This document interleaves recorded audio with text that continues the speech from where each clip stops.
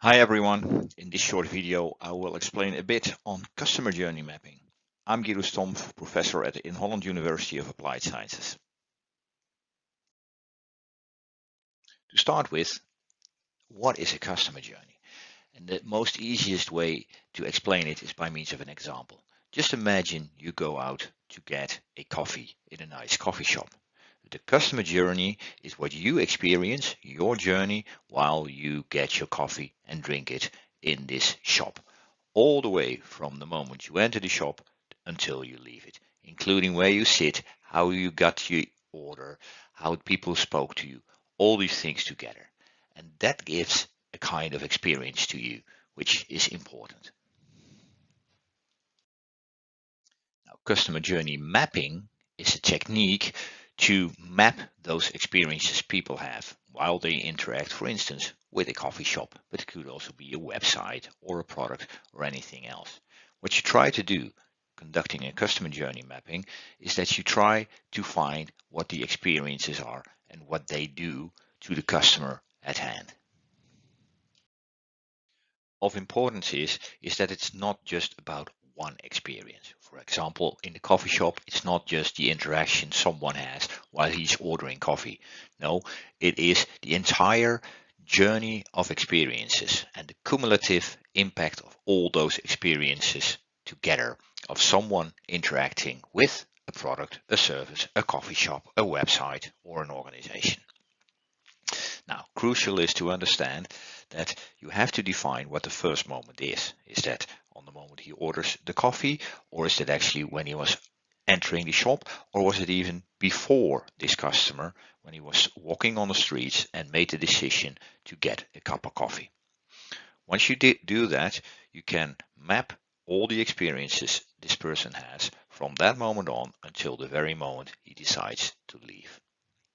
Now, essential in a customer journey mapping is that you consider touch points. Touch points are the real moments in time, the small events that someone is actually interacting, in touching, let me put it like that, the real product or service or website. Now, there are many touch points ranging from how a shop looks like, the interaction someone has while ordering a coffee, but also the coffee cup itself, the chair he's sitting on, and stuff like that. Now, keep in mind all touch points matters for customer journey mapping. Now, what you basically do when you make a customer journey map is that you plot the emotional experiences someone has through time. Now, so for instance, if someone is calling a help desk, he's on the phone, and the first thing what happens is he calls and someone really answers the phone. You're not putting on a waiting line. Someone is saying, "Can I help you?" So that's the first moment on the left. And you actually like that. So you're like, "Oh, that's nice. Someone's really helping me." So you go to the next step and she is asking you, for instance, "What do you need?" and stuff like that. And so you map in a customer journey the touch points, the things that occur and that happen, and how that what that implicates for your emotional feelings, your emotional well-being. So what happens in the example you see right in front of you here is that in the middle, something happens that this person is saying, let me put you through to a specialist of our company. You really like it because that's what you want. And then the next thing you hear is there are 6 people before you. You have to wait for at least an hour. And then your emotional experience freezes. You drop dead.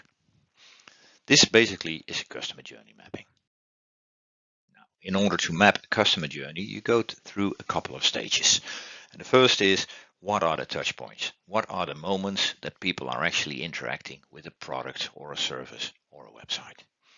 Once you found those, you have to make clear what the order is. Is it first entering the shop and then subsequently making an order at the desk for a coffee? Or is it more like that people are actually already ordering coffee by means of a smartphone or something like that and just picking it up? So there are some differences in the order. Now that results into a horizontal line of the sequence of things that happened, the sequence of interactions, and then you have to pinpoint what you expect the emotions are that people are feeling. Is it positive or is it negative? Now, these things together enable you to construct a customer journey map. The next stage is to analyze it, to find what I name key moments of truth. And this is just an example, but you see there are some points of delight that people are like, oh, that's nice. Thank you very much. This is good. And there are pain points, points of pain, the moments that the experience is dropping and actually people are disappointed. You have to find those. And especially the moments of pain are reasons why people decide not to buy a specific product, for instance. Next to finding the points of pain and the points of delight, you can also do an analysis on where are the gaps, where are actually touch points missing. Just to give you an example, let's imagine that this woman was very sick and came into a hospital and had a great intake. They were very kind, they did it very swiftly, they were very empathetic to her and things like that. So she had a great experience. Then she gets into a bed, she's not in a room yet, and they leave her for, let's say, 1 hour, 2 hours before anything happens. Now, you will understand that her journey is really turning bad, and her patient journey is turning bad. And the reason is not because she has a poor experience. It's not a point of disappointment or what's distressing her is not so much an interaction, a touch point, but actually the lack of it. She's left to her own. So trying to find gaps will also help you to improve the customer journey.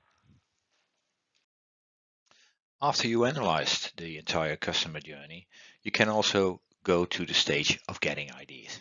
Very often it happens almost automatically.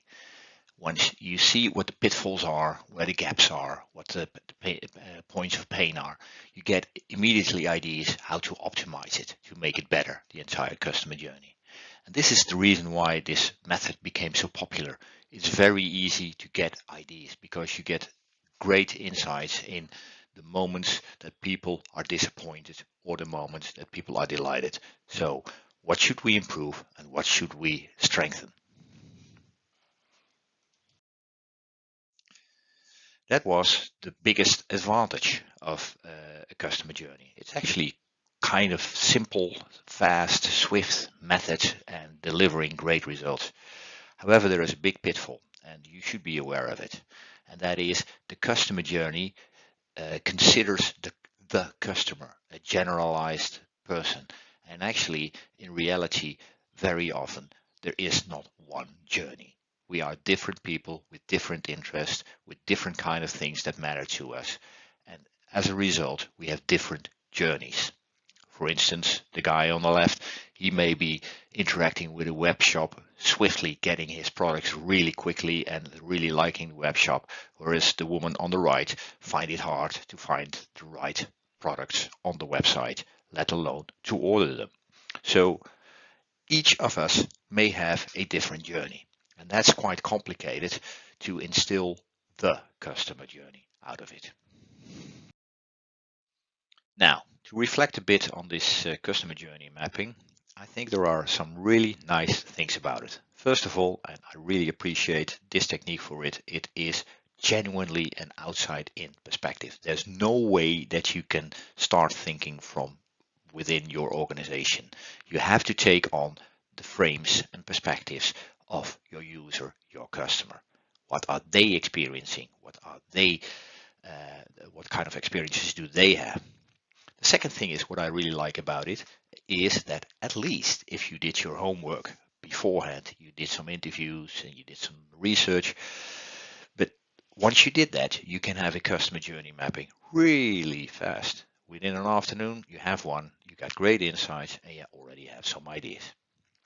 The third thing is it fits perfectly with services, like for instance, ordering a product on a web shop plus the delivery and things like that, or that you need a passport and you have to go to your municipality to get one. So that those kind of services, it's great to do some analysis on what are the good things about what happens in the service and the bad things. Now, there is something what I don't like about it. totally not like about it is that it assumes in a way that there is just one customer. This is the pitfall. We're talking about the customer experience of the customer. Whereas in reality, it's much more fine-grained. There are big differences between people. And this approach in a way um, flattens it out to one generic kind of experience, which in reality is genuinely reductionistic and misses key insights and key details. Now, the last thing to keep in mind, customer journey is really nice, but it focuses on optimization. And that's not positive nor negative. It's just that you know about it. You get the bad things out, you can improve the good things even, make it even better, but don't expect to have completely new, novel, innovative ideas. Thank you for your time, and I hope this was clear, and I hope to see you in another course.